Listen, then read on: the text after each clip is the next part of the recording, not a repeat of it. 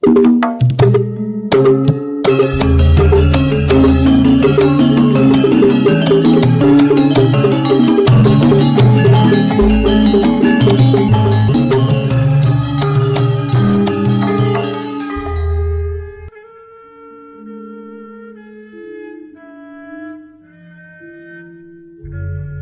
Ibu, para kadang kinasih, simbah-simbah lan adik-adik, para rama, suster, bruder, berkah dalem Gusti. Sugeng rawuh wonten ing PDSK channel menika. Kados pundi kabar panjenengan? Mugi-mugi bagas kasarasan kesehatan kawilujengan tansah mengku kula panjenengan sami anggenipun kelampahi gesang ing dinten menika. Lan mugi-mugi lumantar panglimbang basa Jawi waosan Injil kula panjenengan sansaya saged nggayuh iman kapitadosan ingkang leres lan mantep. Langkung-langkung anggenipun kula panjenengan sansaya setya bangun gesang ingkang sae lan ngetingalake kasaenan dalem Gusti menika lumantar tetembungan tindak tanduk lan pasrawungan kula panjenengan. Awit kasaenan menika ingkang dayani kula panjenengan bangun pasrawungan sing ayom-ayom tentrem penuh ing katresnan, bangun peradaban kasih. Lumantar waosan Injil dinten menika Gusti Yesus ugi paring pitedah dumateng tiyang kathah kados pundi kasaenan ingkang kedah dipun lampahi. Ampun ngantos merga maneka warni alasan, maneka warni pranatan lajeng malah ngalang-alangi anggenipun kula panjenengan tumindak sae. Kadangkala yen lelimbang utawi ningali kawontenaning jaman kula panjenengan sakmenika ajeng tumindak sae menika sok-sok wedi ajrih. Umpaminipun ajeng maringi tiyang sing ngemis langkung-langkung mirungganipun wonten ing prapatan-prapatan bangju. Wonten saperangan papan sing ditulisi yen maringi arta marang pengemis kena hukuman, kena pasal. Semanten ugi ing saperangan papan wonten ing toko-toko menika wonten tulisan ngamen gratis. Wonten kasus-kasus ugi umpaminipun kecelakaan, tiyang jaman menika boten lajeng nulungi ning malah midya. Kecelakaan utawi kasisahaning tiyang menika malah dadi tontonan. Nah menika sing kalampah ing jaman kula panjenengan. Gusti Yesus paring tulodo kados pundi tumindak sae menika langkung penting tinimbang maneka warni pranatan. Langkung-langkung paring pitulungan dumateng tiyang sing betahaken menika situasi darurat, situasi khusus sing tumraping Gusti. Pranatan-pranatan sing alang-alangi ya kudu disingkirke dhisik supados menapa tiyang sing betahaken pitulungan agi-agi bisa ditulungi.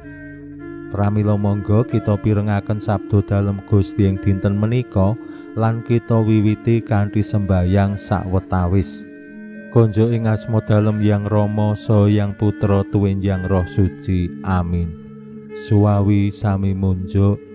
Gusti Yesus sabda dalem Yang Rama ingkang sampun manjalma mugi karsa ngandika dhateng kawula wonten ing asepen ing telenging manah kawula.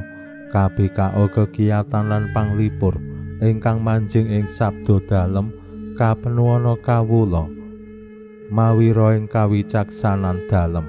Mugi-mugi srana anggen kawula maos lan mirengaken sabda dalem kawula sansaya nunggil ing sampeyan dalem.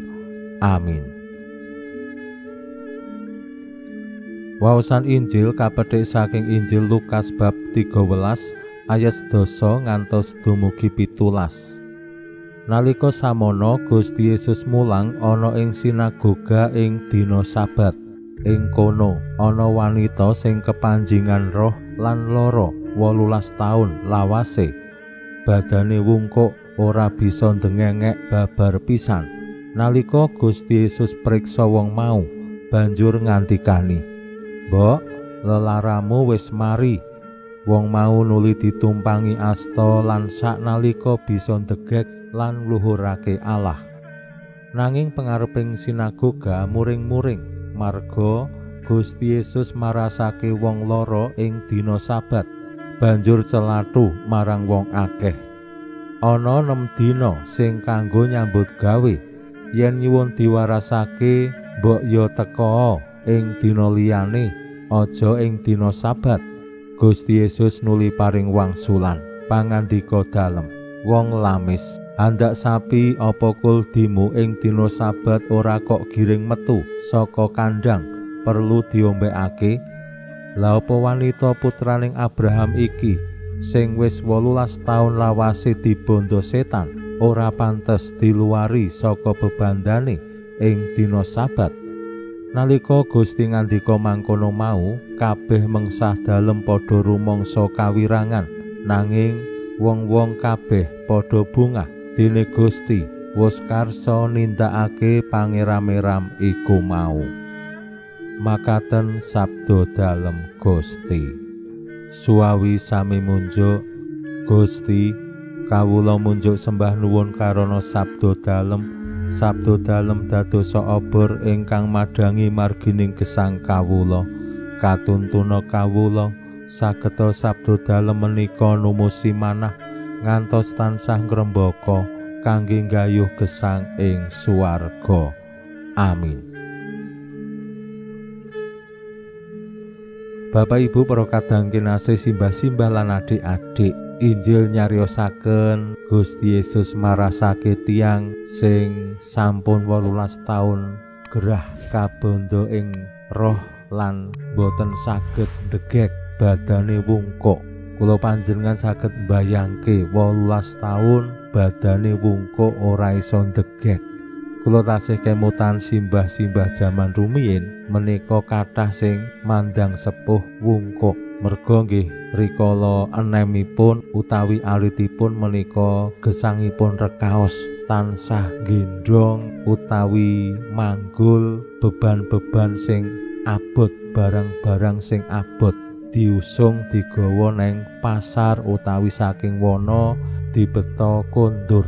Saengga mbok menawi salah setunggal sing dados penyebab wungkuk merga gendong utawi mikul manggul sing abot-abot.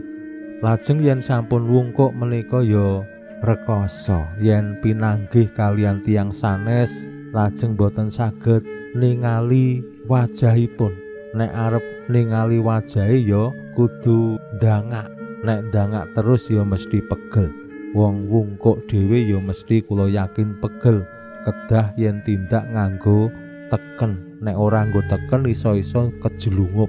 Nah, tiyang ingkang dipun paringi pitulungan dening Gusti kala wau sampun gerah 18 taun.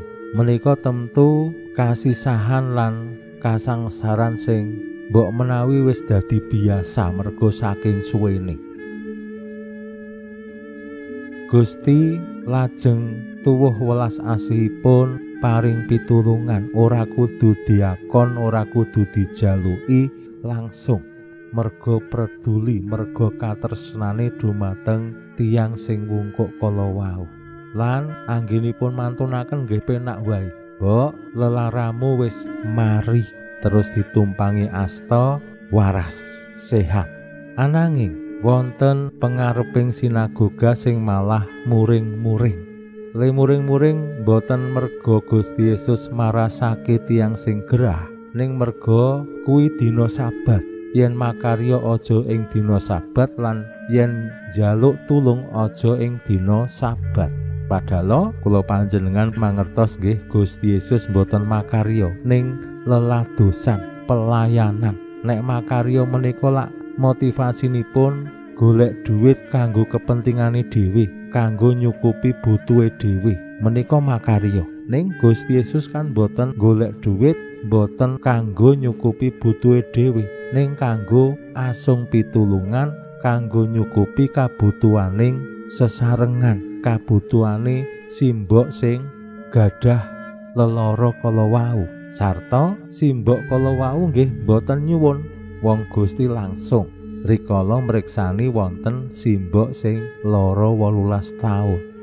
Saking cariyos menika kula panjenengan kaparingan tulodo kados pundi Anggenipun asung pitulungan dumateng tiyang sing betahaken menika ampun sing sepisan ya gegeki pranatan. Yen Bapak Ibu menika mlebet wonten ing tim-tim pelayanan kemasyarakatan langkung-langkung babagan dana sosial paroki, amangga kados pundi prosedur kalian tetulung menika estu digatosaken. Ampun ngantos prosedur administrasi menika malah ngalang-alangi anggenipun asung pitulungan ing wancinipun sing dibetahake. Pinuji Allah sakmenika sarta ing salami-laminipun, salam sehat, salam bahagia, salam katentreman. Lan mugi-mugi lumantar panglimbang dinten menika kula panjenengan tansah jinangkung ing berkah dalem Gusti ingkang Maha Kuwasa, Hyang Rama saha Hyang Putra tuwin Hyang Roh Suci. Amin.